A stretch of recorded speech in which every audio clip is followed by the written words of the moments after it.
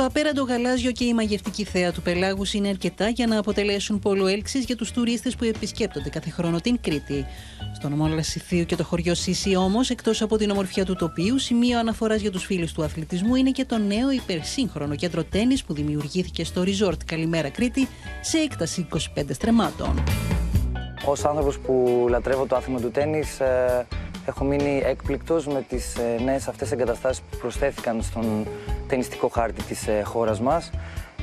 Μιλάμε για 20 γήπεδα με χωμάτινη επιφάνεια, οι οποίες οι προδιαγραφές τους ξεπερνάνε τις καλύτερες εγκαταστάσεις του εξωτερικού.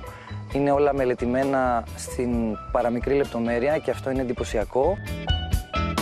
Σύμφωνα μάλιστα με τους παράγοντες και τους προπονητές από τους μεγαλύτερους οργανισμούς αντισφαίρησης της Ελλάδας που περιηγήθηκαν στις εγκαταστάσεις, το αθλητικό κέντρο πληρεί όλες τις βασικές προϋποθέσεις για να φιλοξενήσει προσεχώς εγχώριες αλλά και διεθνείς διοργανώσεις τένις.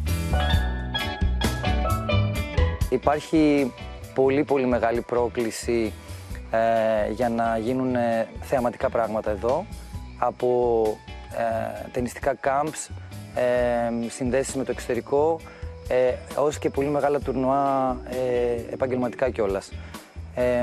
Είμαι πολύ περήφανος που έχουν προσθεθεί αυτές οι εγκαταστάσεις και ανυπομονώ να βοηθήσω κι εγώ στην αναβάθμιση του τένις και στην Κρήτη φυσικά, που έχει ένα απίστευτο κλίμα και μπορεί να έχει αγωνιστική δράση πάνω από 10 μήνες το χρόνο.